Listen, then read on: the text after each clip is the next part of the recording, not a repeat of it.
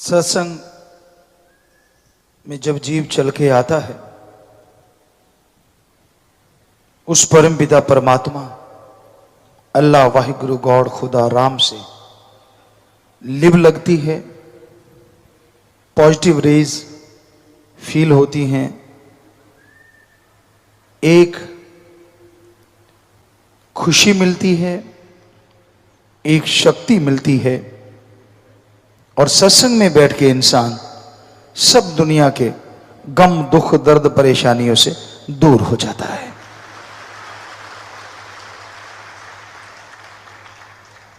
ऐसी किरणें होती हैं, ऐसी रेज होती हैं उस परम पिता परमात्मा के नाम की कि सत्संग के काफी बड़े दायरे में जो लोग श्रद्धा भावना के साथ चल के आते हैं, उन्हें सत्संग के गेट के अंदर आते ही खुशियां आनी शुरू हो जाती हैं। असल तो जब वो घर से चलते हैं, नहीं, जब वो चलने की सोचते हैं तभी से खुशी आनी शुरू हो जाती है। बात श्रद्धा की, बात विश्वास की, दृढ़ यकीन की है। दृढ़ यकीन हो तो भयानक से भयानक रोग भी फकीर की एक बात से कट जाया करते हैं, और जब इंसान मनमते चले तो तंदुरुस्ती भी बीमारियों में बदल जाती है। वचनों की बात रूहानियत में अति जरूरी है। इंसान जब जब वचन मानता है तब तब खुशियां आती हैं। संतों के वचन नहीं होते, संतो एक मीडिया है, संतो एक माध्यम है। असल में जो वचन होते हैं वो ओम हरि अल्लाह राम के ही होते हैं। अब कोई तो सुनाने वाला चाहिए। भगवान आकाशवाणी करते फिरेंगे, आप मानोगे कौन सा? आपने यही कह देना बाई चांस आवाजें आई थी, भूत तो नहीं आ गया, प्रेत तो नहीं आ गया। भगवान को भगवान मानना ही नहीं, इसलिए भगवान अपने संत पीर फकीरों को भेजते हैं और अपनी बात समाज में रखते हैं कि भाई भगवान की यह बात है कि सुमरन करो, सेवा करो, चुगली निंदा बुराइयों से बच जाओ। ज्यों ज्यों आप चुगली निंदा छोड़ते जाओगे, ज्यों ज्यों बुराइयां करना छोड़ते जाओगे, उस परम पिता परमात्मा की कृपा दृष्टि आप पे होती जाएगी। उनका काम सिर्फ बताना होता है कि भाई भगवान के ये शब्द हैं, भगवान का ये रास्ता है।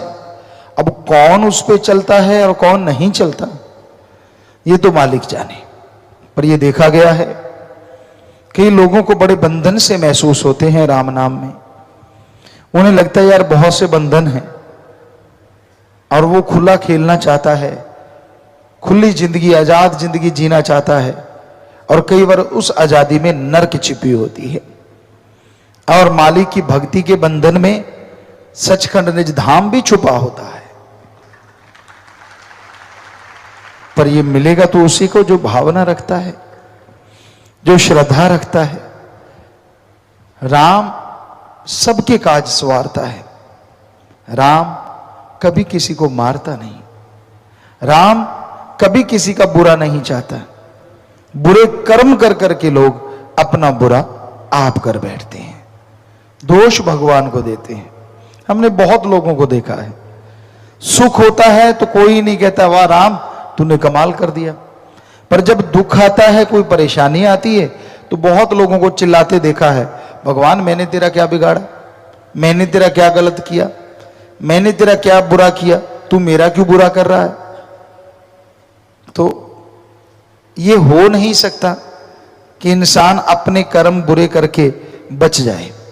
हाँ, राम ओम हरि की भक्ति इबादत, उससे उसके जीवों को जोड़ना, ये एक ऐसा कार्य है जो भयानक से भयानक पाप कर्मों को भी पल में बख्श देता है और मालिक की कृपा से माला माल कर देता है। तो इसलिए या तो सेवा करो, या सुमरण करो, या मालिक से बिछड़ी हुई जीवात्माओं को मालिक से जोड़ने का पुण्य कार्य करो। जो भी कार्य आप इनमें से करते हैं, वचनों पे रहते हुए ये कार्य करते जाएं, यकीनन आपके अंदर बाहर कोई कमी नहीं आएगी और आप माला माल होते जाएंगे। तो ये इंसान का कर्तव्य है, फर्ज है। अगर वो सुख चाहता है, अगर वो खुशियां चाहता है, तो अपने अंतःकरण की सफाई करे।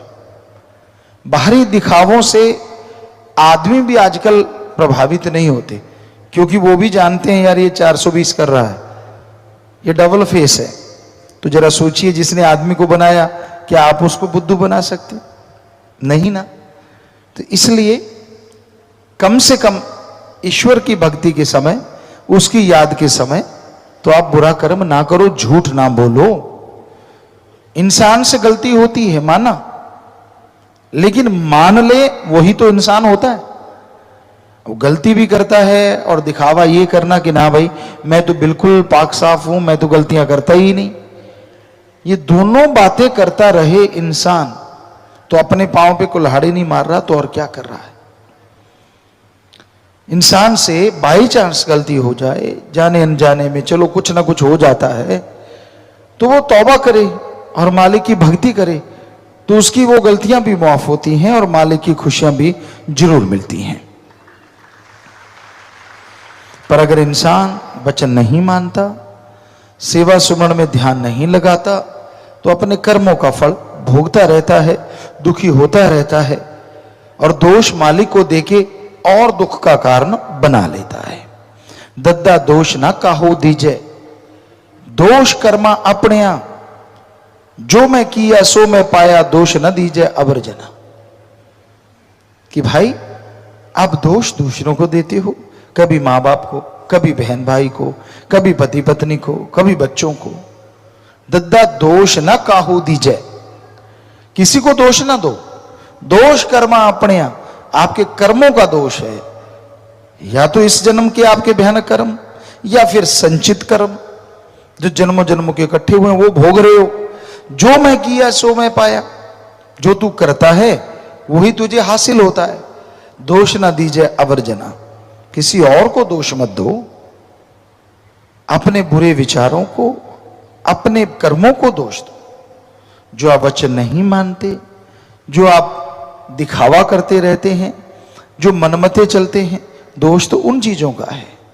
तो अपने अंदर की कमियों को निकालते जाइए, मालिक की भक्ति इबादत करते जाइए, तो यकीनन उसकी दया में रहमत बरसेगी, उसकी खुशियों से आप लबरेज जरूर होंगे। तो संत कभी किसी का बुरा नहीं सोचते, किसी को बद्दुआ नहीं देते, कभी किसी के लिए ऐसे वचन नहीं करते जिससे किसी को दुख मिले। पर संतों को यह पता है कि अगर ये आदमी ऐसे कर्म करेगा तो दुखी होगा, इसलिए वो सांझे वचन करते रहते हैं कि ऐसा कर्म ना करना, वो कर्म ना करना, क्योंकि उन्हें पता होता है कि ऐसा करने से उन्हें दुख आने वाला है, उन्हें परेशानियां आने वाली हैं। तो अपनी परेशानियों को न्योता ना दो, अंदर से साफ सफाई करो, सेवा करो, सुमरन करो, यकीनन मालिक की खुशियां मिलेंगी, अंदर बाहर से लवरेज होंगे। और जो इंसान किसी भी भक्त को तोड़ने की कोशिश करता है, सामने नहीं आता लेकिन गुपचुप तरीके से उसको मालिक से दूर, सदगुरु से दूर करने की कोशिश करता है, उसका सह परिवार कुल समेत दुखी रहता है, परेशान रहता है, उसके दिलो दिमाग में कभी खुशियां आ नहीं पाती। तो इसलिए कभी भी किसी को मालिक से दूर करने की कोशिश ना करें, जोड़ने की कोशिश करें, क्योंकि जोड़ना ही सच्ची भक्ति है, तोड़ना गुनाह है, पाप है। सत्संग बड़े भाग्य से नसीब में मिलता है और वो और भाग्यशाली हो जाते हैं जो सुनकर अमल कमाया करते हैं। 84 लाख जोनियों में किसी भी जोनी को, किसी भी शरीर को यह अधिकार नहीं है कि वह अपने नए अच्छे कर्म कमा सके। धर्मों में जो लिखा है कि आदमी की किस्मत में जो लिखा है वो मिलता है, सिर्फ इंसान को छोड़ के बाकी शरीरों के लिए ये सही है। वो वही करते हैं जो काल महाकाल उनसे करवाता है। पर सबसे दुखद बात यह है वो कर्म कर सकते हैं, कर्म उठा नहीं सकते। या दूसरे शब्दों में, काल ने खेल ही ऐसा रचा, महाकाल ने, कि बाकी शरीर जितने भी हैं वो कर्म करते रहते और वो भी बुरे, लेकिन उनके अंदर इतनी ताकत नहीं होती कि वो अपने बुरे कर्मों का फल उठा सके। और काल ने जानबूझ के ऐसा किया ताकि सारे कर्मों का बोझ जब मनुष्य शरीर मिले उस पर डाल दिया जाए। क्यों? क्योंकि मनुष्य शरीर ही एक ऐसा शरीर है जो उस अल्लाह, राम, ईश्वर वाहिगुरु गॉड को पा सकता है, आवागमन से मोक्ष मुक्ति हासिल कर सकता है। इसलिए काल ने 84 लाख शरीरों में बिल्कुल आखिर में आने वाला शरीर, मनुष्य शरीर, इस पे कर्मों का सारा बोझ डाला। अब जरा सोचिए, 84 लाख शरीरों का अगर एक एक कर्म भी बनाएं तो 84 लाख कर्म बनते हैं। लेकिन भगवान ने मनुष्य शरीर को इतना मजबूत बनाया, इतना मजबूत बनाया कि ये उन सब कर्मों का खात्मा ही नहीं कर सकता, बल्कि जीते जी परमानंद और मरणोपरांत परमानंद की प्राप्ति पूर्णतः कर सकता है।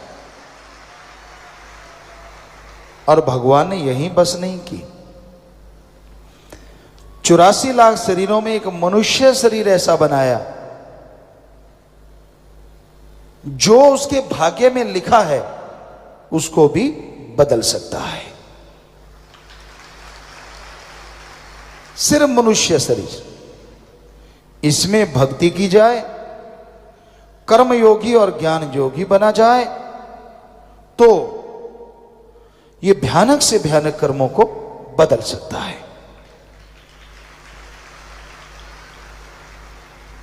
तो आपके लिए ये सही नहीं है कि जो लिखा है वो ही मिलेगा। जो लिखा है वो तो मिलेगा, पर अगर आप चाहें तो अपनी तरफ से ओम हरि अल्लाह राम को खुश करके और भी बहुत कुछ लिखवा सकते हैं, अपने भाग्य को बदलवा सकते हैं। पर अगर आप हाथ पे हाथ धर के बैठे रहते हैं तो कहां से कुछ मिलेगा। आप सो रहे हैं, काम धंधा करना नहीं चाहते, सोए सोए अगर आप प्रार्थना करें कि भगवान मेरे कर्म बना दे, मुझ पे रहमत कर दे, तो भगवान करेगा, लेकिन आपको 4 खुराटे और दे देगा, क्योंकि आप तो नींद में हो और तो नींद ही मिलेगी ना। हाँ, पढ़ने वाले बच्चे ध्यान से सुनिए, कॉलेज में स्कूल में आप पढ़ते हैं या कुछ डिग्री ले रहे हैं, इंजीनियरिंग कर रहे हैं, आप लगन से पढ़ो, दिल लगा के पढ़ो। अगर आपके पढ़ने से 70% नंबर आ रहे हैं और आप भगवान की भक्ति भी करते हैं तो भगवान 70 की जगह 90% भी कर सकता है। यह पॉसिबिलिटी है। बिजनेसमैन, आप व्यापारी हैं, दुकानदार हैं, मेहनत की करते हैं, पूरी मेहनत करते हैं, कड़ा परिश्रम करते हैं, तो आप 15% चलो मान लो लेते हैं। कलयुग में बड़ा मुश्किल है, लोग तो 200% ले रहे हैं, पर चलो अगर आप सच्चे हैं 15% ले रहे हैं, 10-15%, और पूरी मेहनत करते हैं, कड़ा परिश्रम करते हैं, तो यहां एक ग्राहक नहीं आना था, वहां भगवान 100 ग्राहक भी भेज सकता है। यह पॉसिबिलिटी है। इस तरह से आपकी कमाई भी बढ़ सकती है और बेईमानी भी नहीं करनी। जिम्मेदार है, आप मेहनत करते हैं, खेतों में हल जोत रहे हैं, पानी लगा रहे हैं, बीज बो रहे हैं, अगर उस समय साथ साथ भगवान माली का नाम ले रहे हैं दृढ़ यकीन के साथ, दृढ़ता के साथ, तो वो बीज जो धरती में जाएगा, फले फूलेगा। और जैसे गेहूं का उदाहरण दें आपको कि दूसरों के उसी बीज में अगर गेहूं की बल्ली जो छल्ली होती है उसमें 70 दाने हैं और आपने मेहनत की, आपके भी 70 हैं, तो भगवान उस गेहूं की बल्ली छल्ली में 100 दाने भी कर सकता है। यह कृपा हो सकती है। तो कृपा ऐसे होती है कि आप सुमरण करें और मेहनत करें। कोई भी नौकरी पेशा है, आप पूरी लगन से, पूरी मेहनत से काम करते हैं, गपशप की बजाय आप जितना काम मिलता है उसे कायदे से कर देते हैं, तो भगवान का सुमरण करते रहते हैं, नेक कर्म करते हैं, तो तरक्की 2 साल में मिलती है। हो सकता है भगवान आपको 1 साल या 6 महीने में तरक्की दे दे, ये पॉसिबिलिटी है। तो ऐसे काम करता है भगवान का नाम। जादू टोना या पाखंडवाद या ढोंग ढकोसले से ईश्वर किसी को कुछ देता नहीं। देवी देवता जो होते हैं वो कभी किसी को डराते नहीं, कभी किसी का बुरा काम करते नहीं। देवी देवता हमेशा अच्छा कर्म करते हैं। उनकी ड्यूटी होती है कि वो आपको संभालें। जैसे स्कूल होता है, उसका हेड कौन? प्रिंसिपल। आगे बच्चों को पढ़ाने के लिए कौन? टीचर। फिर जो उन टीचरों के लिए खाना पानी या कुछ ऐसा, वो कौन? चतुर्थ श्रेणी के कर्मचारी। तो वो इस तरह हेड तो एक हुआ कि वो प्रिंसिपल है, हेडमास्टर है, वो एक छोटे से स्कूल को संभालता है, तो कितने उसके नीचे नौकर होते हैं। पूरी सृष्टि नहीं, आप तो एक त्रिलोकी में रह रहे हैं, ऐसी सैकड़ों त्रिलोकियां हैं, ऊपर एक और जहान है। तो इस त्रिलोकियों को संभालने के लिए भगवान ने देवता बनाए हैं। कोई हवा का ख्याल रखता है, कोई आपकी बॉडी में, सब देवी देवता हैं, वो पूरी संभाल रखते हैं। लेकिन देवी देवता किसी का कभी कुछ बिगाड़ा नहीं करते और ना वो नाराज होते हैं। अब टीचर किसी से नाराज कैसे हो जाएगा बताओ? क्यों होगा नाराज? उसका काम है पढ़ाई करना। आप नहीं पढ़ते तो चाहे नाराज हो जाए, वरना टीचर का काम तो पढ़ाना है ना, वो तो पढ़ाता ही रहेगा। ये तो हो नहीं सकता कि एक बच्चे से नाराज होगा पूरी क्लास को नहीं पढ़ाएगा, उसका तो काम है। तो टीचर चाहे पढ़ाए ना पढ़ाए, कुछ कहा नहीं जा सकता। लेकिन देवी देवता के ऊपर भगवान है, उसकी ड्यूटियां लगी हुई हैं। काल महाकाल ने ड्यूटियां लगाई, भगवान ने लगाई, तो उनको वो सारे कार्य करने ही होते हैं। जो आदमी का बुरा करता है वो राक्षस शैतान होता है, देवी देवता नहीं होता। आप बिना वजह ही घबरा जाते हैं। मेरे पे तो शनि टेढ़ी आंख रखता है। शनि को और कोई काम नहीं जो तेरे पे टेढ़ी आंख रखेगा, उसके अलग से काम है। नहीं, मेरे से बृहस्पति गुस्से है, क्यों तूने पकौड़े नहीं खिलाए उसको? क्या वो पकौड़े खाने आता है किसी के घर? तो ये सब बकवास है, सब झूठ है, ऐसा कभी कुछ नहीं होता। देवी देवता खुश थे और आप पे खुश रहेंगे, क्योंकि उनकी ड्यूटी है, वो ड्यूटी कर रहे हैं। अगर खुश करना है तो उस ओंकार को करो, ओम को करो, जो आपको जीते जी मुक्ति देगा गम दुख दर्द चिंता से और मरणोपरांत आवागमन से। उस ओम को, अल्लाह को, वाहिगुरु को, राम को, ईश्वर को खुश करो। उसके लिए जरूरी है आप भक्ति करें। अब जरा सोचिए, अगर वो ही खुश हो गए, हेडमास्टर ही आप पे खुश है, तो बाकी टीचर तो नेचुरली आपको बढ़िया पढ़ाएंगे। यार इसका हेडमास्टर से रिश्ता है, उसी तरह अगर भगवान से आपका प्यार हो गया तो बाकी देवी देवता तो और आपकी संभाल करेंगे। बिगाड़ते तो पहले भी कुछ नहीं, पर वो और आपके लिए सलाम करेंगे, नमस्कार करेंगे। तो इसलिए कभी भी इन भ्रमों में मत पड़ा करो। भगवान ने सारी सृष्टि को बनाया है और उसको चलाने के लिए ये ताना बाना पता नहीं कितने लगाए, कोई 33 करोड़, कोई 365 करोड़, पता नहीं कितने देवी देवताओं को संभालने के लिए लगाया पूरी सृष्टि को। तो इस चक्कर में मत पड़ा करो। कोई पाखंडी आपको बोल देता है भाई तेरे ग्रह चक्कर बुरे हैं, उसके खुद के बुरे हैं जो जगह जगह मांग रहा है, आपके क्यों बुरे हैं? आप जगह अच्छा क्या है जरा हाथ देखना, पढ़े लिखे बच्चे भी हाथ दिखा, देखना मेरा हाथ देखना। हाथ में अगर हल्दी लगी है तो दिख जाएगी, और क्या देखेगा वो? पाखंड करेगा। वैसे ही आंखें बुदबुदाएगा, मुंह बंद करके कुछ बुदबुदाना, आंखें ऊपर नीचे चढ़ाना और बाद में बोल देना। ये तो कहेगा नहीं कि तू बहुत खुश है, ये भी नहीं कहेगा कि तेरे घर में बहुत बरकतें हैं। अगर ऐसा कहेगा तो उसे खाक मिलेगा, वो कहेगा तेरे तो गड़बड़ है। सवाल ही पैदा नहीं होता कि वो ना कहे।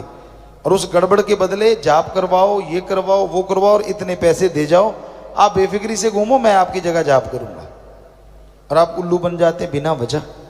क्यों भाई? ये उल्लू से बात याद आई, कल हम आपको विदेशों की बात सुना रहे थे। अपने यहाँ क्या कहते हैं, जो मूर्ख होता है या उसको कहते हैं ना उल्लू बना दिया, और वहां उल्लू को बुद्धिमान मानते हैं। देखो नई बात, वहां जगह जगह उल्लू की फोटो लगी होती है, जगह उसको बड़ा बड़ा अच्छा मानते हैं, शकुन मानते हैं, बहुत बढ़िया मानते हैं। तो पता नहीं दुनिया में क्या क्या है। हमने कहा ये उल्लू, कहते गुरुजी उल्लू को बुद्धिमान मानते हैं। हमने कहा अच्छा होगा बुद्धिमान, पर हमारे तो इसको बिल्कुल ही मूर्ख और नालायक मानते हैं। तो ये चीजें हैं दुनिया में, तरह तरह की बात पे बात आ गई थी। सो आप किसी से बेवकूफ मत बनो। तिथ बार ना जोगी जाने, रुत मा ना कोई, जा करता सृष्टि को साजे, आप पहचाने सोई।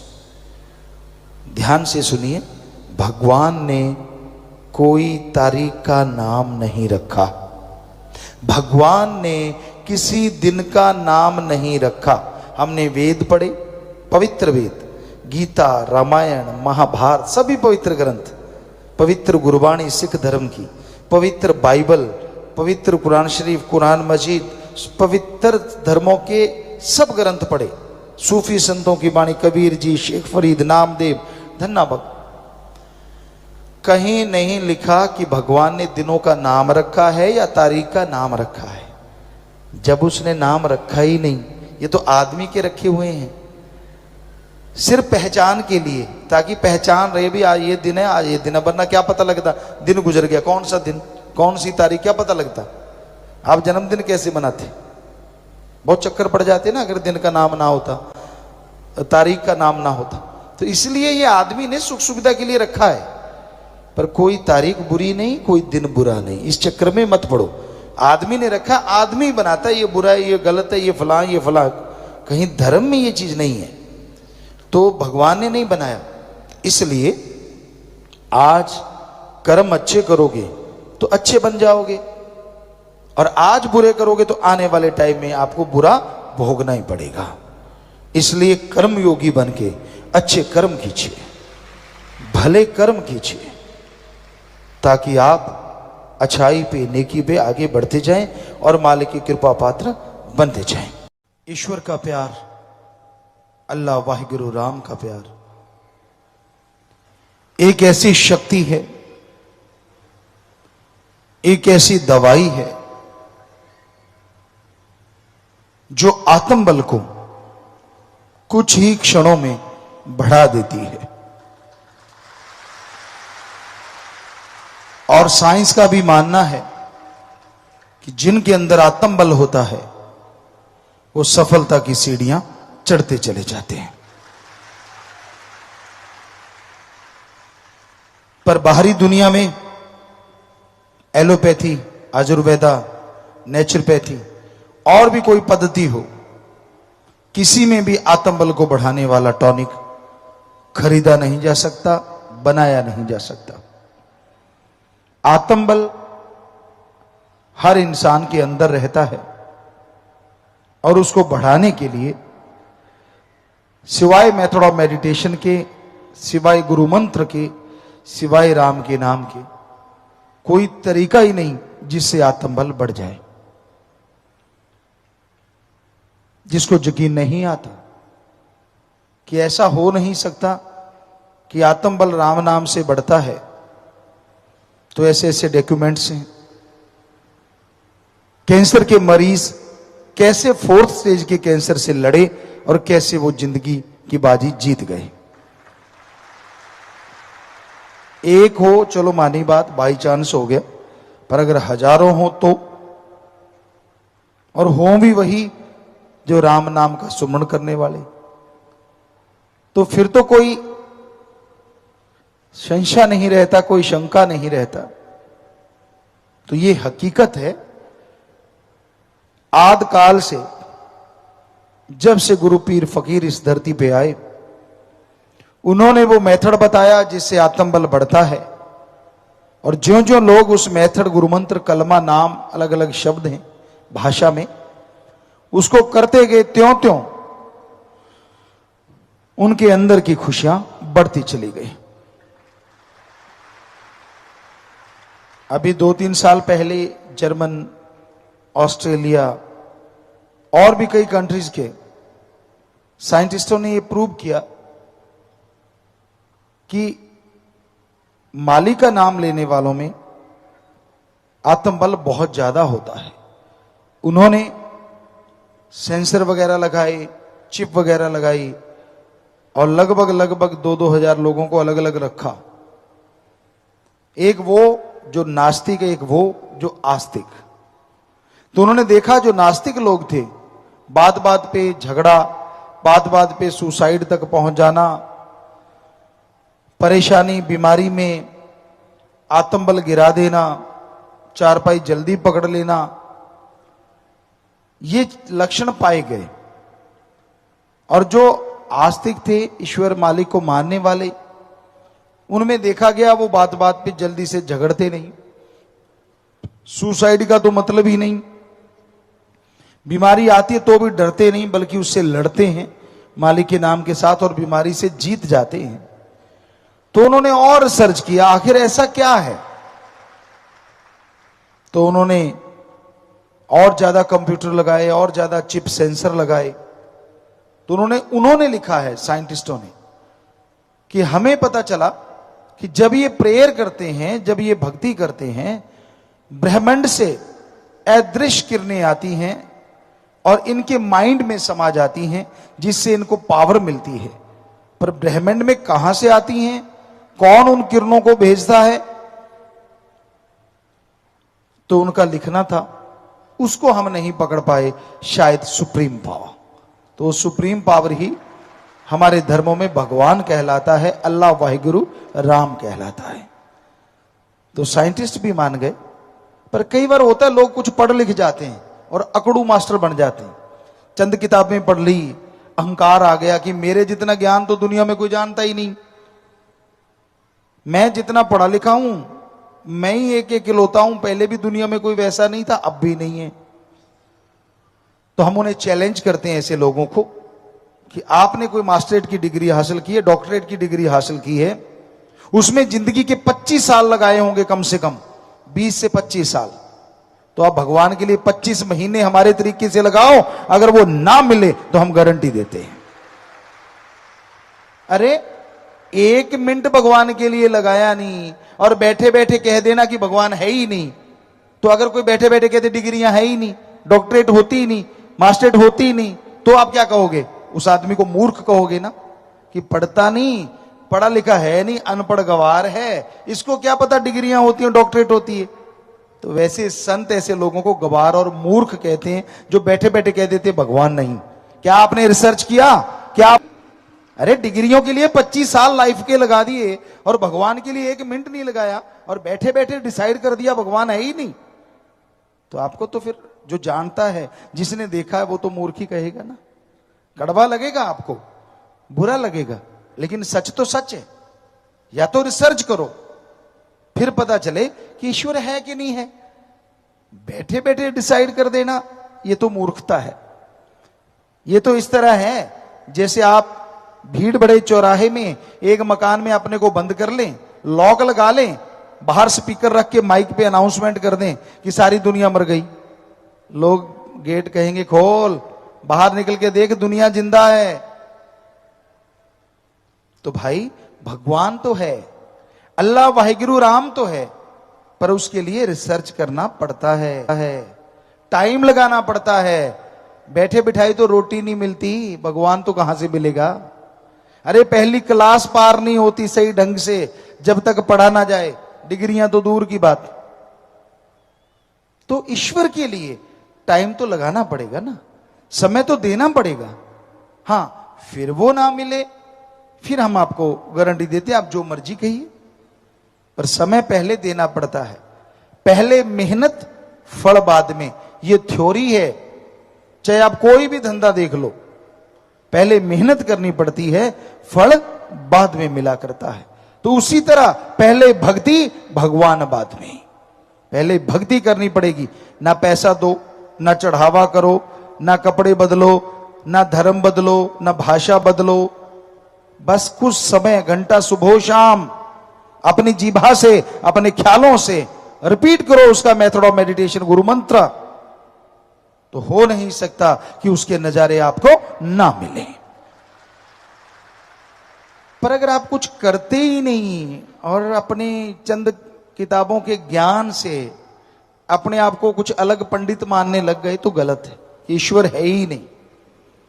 ऐसे तो बहुत सारे उल्लू कहते हैं सूरज है ही नहीं। क्या आप लोग मानोगे कि सूरज नहीं है? पर उल्लू तो सारे कहते हैं कि सूरज है ही नहीं। क्यों?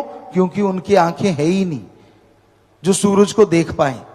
100 अखियां बेन जिन्नड सींधो मां पीरी, संतों ने लिखा है। इन आंखों से ईश्वर नहीं।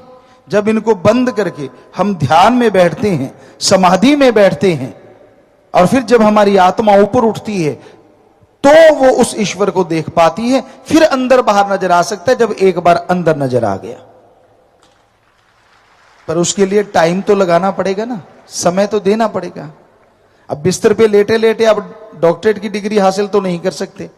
हाँ, आजकल पैसा दे के कर सकते हो, लेकिन अगर सही तरीके से देखें तो मेहनत करनी पड़ती है। तो उसी तरह ईश्वर को पाने के लिए, मालिक को पाने के लिए समय लगाना पड़ता है। मन का क्या, मन तो बड़ा जालिम है। इंसान की सोच बड़ी गंदी है। एक सोच होती है कि मैं अपने आप को कुछ भी बनाऊं, मुझे रोकने वाला कौन। और एक सोच होती है कि अल्लाह राम वाहिगुरु जिससे खुश हो जाएं, मैं अपने आप को वैसा बनाऊं।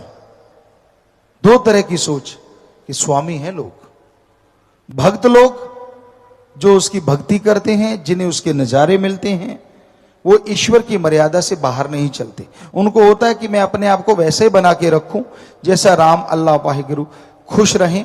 वो कर्म करूं, बीमारों का इलाज करवाऊं, भूखे को खाना खिलाऊं, प्यासे को पानी पिलाऊं। उनके अंदर एक भावना होती है और उसकी तहत वो कार्य करते रहते हैं। और एक होते हैं इगोइस्ट, अपना टाइप, कि मैंने वही करना है जो मुझे अच्छा लगे। मुझे कौन रोक सकता है? वाकई कोई नहीं रोक सकता। आप तो मर्जी के मालिक हैं। आप इंसान है, पशु तो है नहीं। लेकिन फिर आप इतने भी मर्जी के मालिक नहीं हैं कि जो सब कुछ चलाने वाला है उसको झुठला दें। क्योंकि कोई रिसर्च आप करते नहीं, कोई ध्यान में आप बैठते नहीं, तो बिना वजह झूठ मत बोलिए।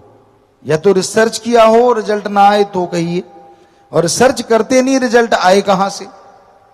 तो इसलिए हमेशा वैसे बन के रहिए। अगर आप ईश्वर को पाना चाहते हैं, उसकी खुशियां हासिल करना चाहते हैं, तो उसकी भक्ति करिए, इबादत करिए। वो राम सबके काय सवारता है, और वही अल्लाह वाहिगुरु सतगुरु राम ही एक ऐसा है जो निस्वार्थ सबको खुशी बख्शता है, सबको प्यार करता है। उसको किसी से कोई स्वार्थ नहीं होता, बल्कि वो सबकी स्वार्थ पूर्ति करता रहता है। ये हकीकत है, ये अजमाई हुई बातें करोड़ों लोगों की। कई बार लोग बुरे कर्म करते हैं, बुरी चीजें करते हैं, गलत रास्तों पे चलते हैं। तो गुजारिश, जो राम नाम से जुड़ जाए उसे गलत रास्ते पे चलना नहीं चाहिए। कोई सेवादार बन जाए, अगर वो चलता है तो इस जन्म में ऐसी नरक भोगता है जो कहने सुनने से परे। इस यानी तरह तरह के रोग, तरह तरह की बीमारियां, तरह तरह की टेंशनें जो आम इंसान को रहती है, फिर उसी को भी उससे कई गुना बढ़ के आ जाती हैं। एक जानकार डॉक्टर है, अगर वो पॉइजन अपने आप को लगाता है तो बहुत बड़ा गुनाहगार है। वैसे कोई भी ऐसा जहर लेता है वो आत्मघाती महापापी, लेकिन एक अनजान आदमी अनजाने में कोई चीज खा बैठता है और एक जानकार आदमी जानबूझ के ऐसा करता है, दोनों में जमीन आसमान का फर्क। तो इस सत्संगी को तो पता होता है कि ये गलत कार्य है, ये नहीं करना चाहिए। सेवा में भी पैर रखता है, ड्यूटी में भी दिखाता है कि मैं बहुत बड़ा हूं, भक्त बहुत बड़ा हूं, और करता है बुरे कर्म, तो ऐसे आदमी की जिंदगी नरक से बदतर हो जाती है। ऐसा कर्म मत किया करो। या फिर राम नाम से दिखावा मत किया करो, राम नाम से दिखावा मत किया करो।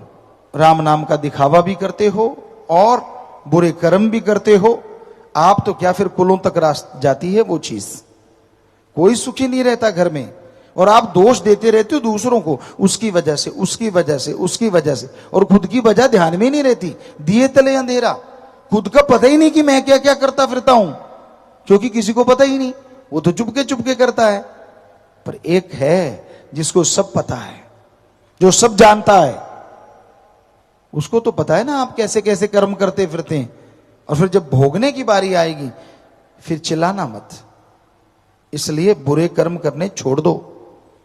जो रास्ता आपने अपनाया है उस रास्ते के अकॉर्डिंग जो आपका फर्ज बनता है उस फर्ज को अदा करो, कर्तव्य का निर्वाह करो, तो आप खुशियां हासिल कर सकते हैं। घर गृहस्थ में रहते हो तो जरूरी है घर से सेवा, अपने माँ बाप का आदर सत्कार करो, भाई बहन परिवार का सत्कार करो, इज्जत करो, बाल बच्चों के लिए समय निकालो। आप रोबोट नहीं है, आप इंसान हैं।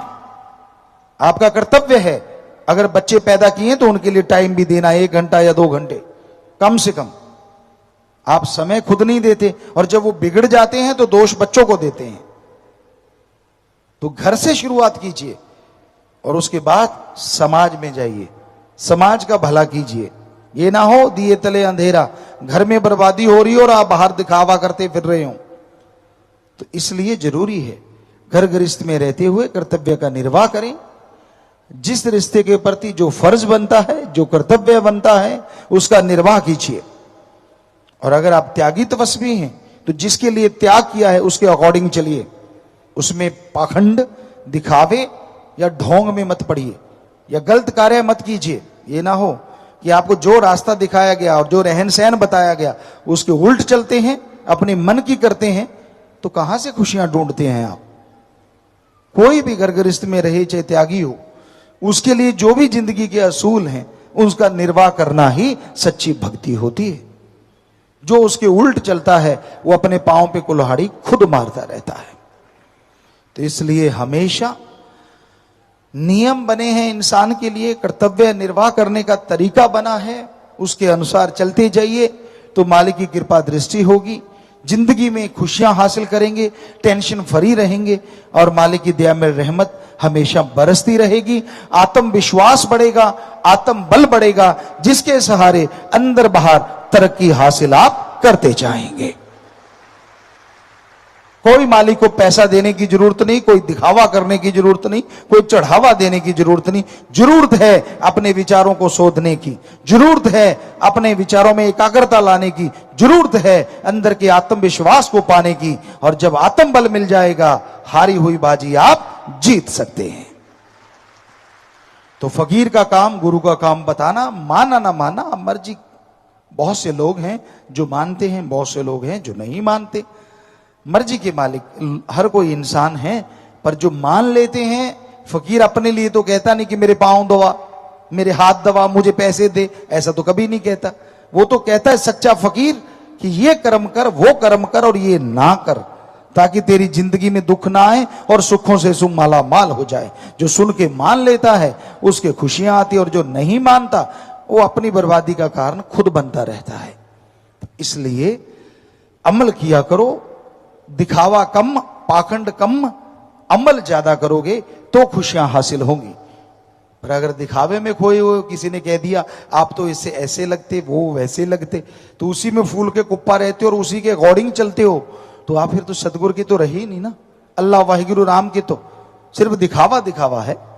तो दिखावा मत कीजिए, चलिए उसके अकॉर्डिंग, चलिए उसके अनुसार, जीवन में अपना लीजिए दया रहम, अपना लीजिए भक्ति इबादत, अपना लीजिए परहित परमार्थ, अपना लीजिए सही समय पे सही काम करना, कर्तव्य का निर्वाह करना और रिश्तों के प्रति वफादारी निभाना, तो यकीनन आपकी जिंदगी में खुशियां जरूर आएंगी और खुशियों से आप माला माल हो जाएंगे। सतगुरु अल्लाह वाहिगुरु राम सच्चे मन से, सच्ची आत्मा से, यानी दृढ़ यकीन से कोई उसे याद करता है तो वो रहमो करम का मालिक आके इंसान के सारे दुख हर लेता है, गम चिंता परेशानियों से मोक्ष मुक्ति दिला देता है। जिसकी भावना शुद्ध होती है, जिसके विचार शुद्ध होते हैं, वो परम पिता परमात्मा की कृपा दृष्टि के काबिल बन जाया करते हैं। भगवान यह नहीं देखता आप अमीर हैं या गरीब हैं, भगवान यह नहीं देखता आपकी कौन सी जात है, वह सिर्फ यही देखता है कि आपके दिलो दिमाग में परम पिता परमात्मा के लिए कैसी तड़प है, कैसी लगन है, कैसी श्रद्धा है। जैसी जिसके अंदर श्रद्धा होती है वैसे ही उसको दर्श दीदार हुआ करते हैं।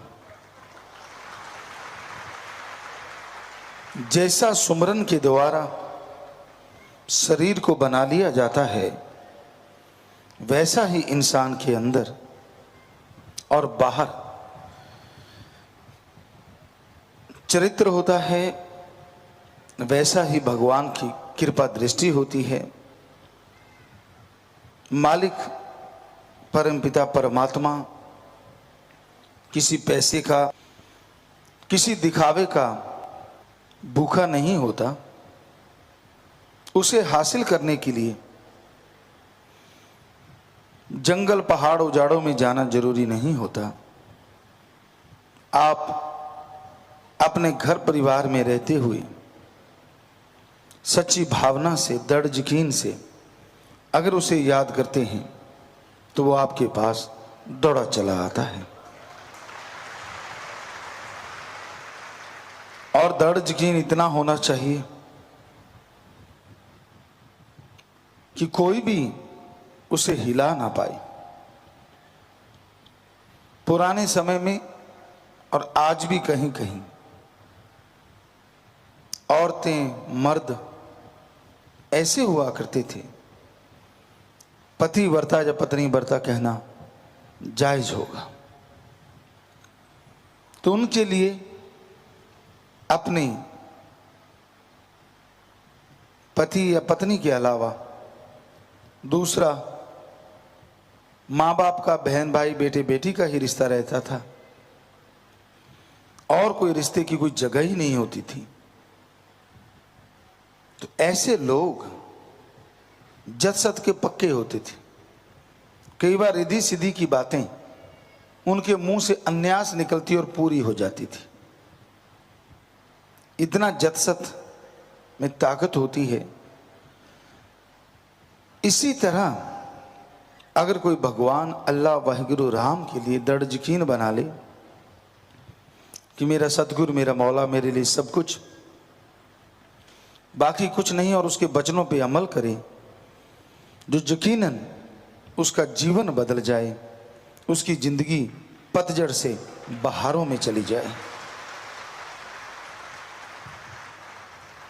दृढ़ यकीन जरूरी है। आप सेवा करते हैं, सतगुरु अल्लाह से बेइंतहा मोहब्बत करते हैं, आप ये मत सोचिए कि आपसे जलने वाले नहीं। बहुत लोग होंगे जो आपकी टांग खिंचाई को तैयार रहेंगे। झूठ बोलेंगे, तरह तरह की बातें आपको बतानी, मन गढ़ंत चीजें कर करके या आपको लड़के कुछ ना कुछ कह के मालिक से दूर करवाना उनकी फितरत होती है, उनकी आदत होती है। पर आप अपने बारे में सोचिए, आपने दोस्ती की अल्लाह वाहिगुरु राम से और तोड़ दी आम इंसान के कहने से। वाह, क्या जज्बा है आपका और क्या आशिकी है आपकी। लानत,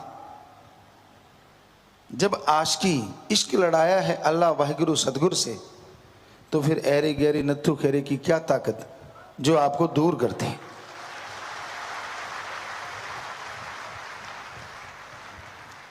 कानों के कच्चे मत बनो। हम कई बार एक कहावत कहते हैं, लाई लग ना होवे घर वाला ते चंद्रा गमांड ना होवे। ये पंजाबी में एक कहावत है जो बिल्कुल सही है। लाई लग, किसी के कहने पे चलने वाला, ऐसे बहुत से लोग हुआ करते, आज भी हैं।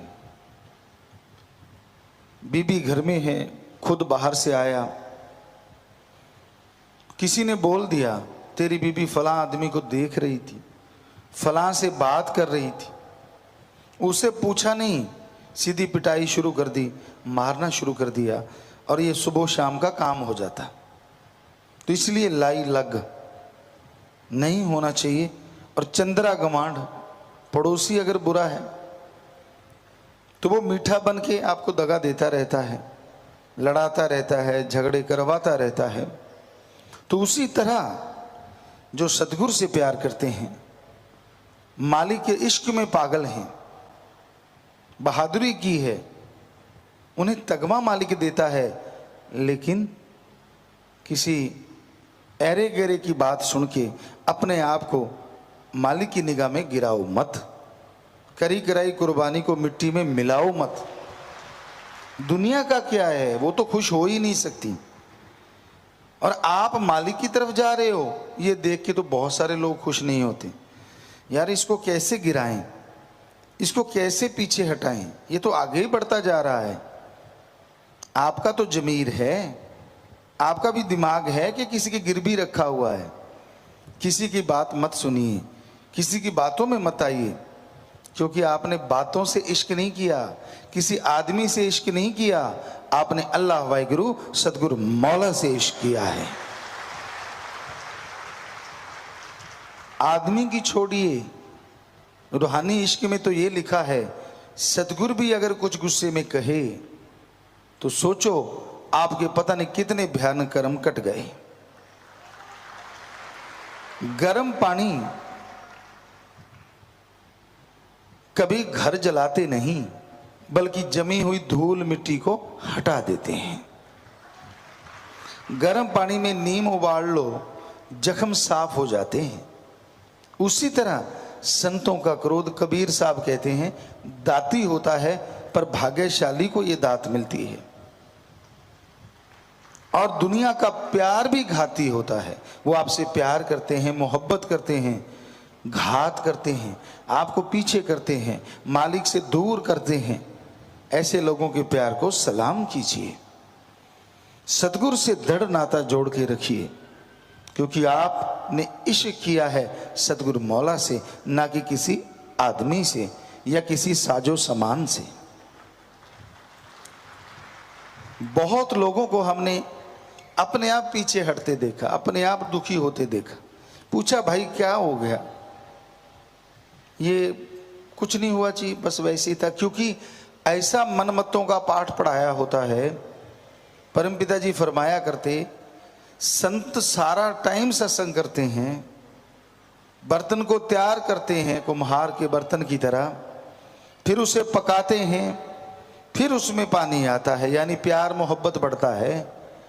और कोई ऐसा शैतान आता है कि पत्थर उठाया मटके पे मारता है, मटका फूट जाता है, और वो पत्थर को सहन करके पत्थर का ही हो जाता है, टुकड़े टुकड़े हो जाता है। कहने का मतलब संतों का एतबार नहीं आता, उनसे प्यार मोहब्बत का, उनके वचनों का कई लोगों को एतबार नहीं आता। पर जो काल के नुमाइंदे होते हैं, जो पट्टी पढ़ा देते हैं या प्यार मोहब्बत को तोड़ना चाहते हैं, उनकी बातों पे झट से यकीन आ जाता है। बेपरा जी बहुत बार भजनों में भी लिखा है कि मुश्किल है एतवार करना हमारे जैसे फकीर पे, और झट से यकीन कर लेता है इंसान दूसरों की बनाई तदबीर पे। झट से किसी ने कुछ कहा नहीं, पूंछ उठाई दौड़ गया। अरे लानत तेरी आशिकी पे और लानत तेरे प्यार पे। सतगुरु से प्यार किया है, किसी बंदे से नहीं, तो फिर सतगुरु से रखना, बंदों के झमेले में क्यों पड़ता है। तो ये काल की दुनिया है, काल की नगरी है। यहाँ पता नहीं कौन सा नुमाइंदा किस रूप में आके आपका मन खराब कर दे, पता नहीं कौन सा नुमाइंदा किस रूप में आपको कुछ गलत कह दे और आप मालिक से दूर हो जाएं। तो अपने दिमाग से काम लिया करो, किसी दूसरे के कहने पे मत चलिए, अमल कीजिए, यकीन मानिए। फकीर अगर कोई बात कहते हैं तो पता नहीं कितने आने वाले भयानक कर्म कट जाते हैं, और दुनिया वाले कोई बात कहते हैं तो वो आपके बनते हुए कर्मों में बट्टे डालते हैं, बेड़ी को डुबो देते हैं। तो सतगुरु से प्यार, अल्लाह वाहिगुरु राम से प्यार दृढ़ यकीन के साथ, दृढ़ श्रद्धा के साथ हमेशा बनाए रखिए, आगे बढ़ते जाइए, यकीनन मालिक की कृपा दृष्टि जरूर होगी।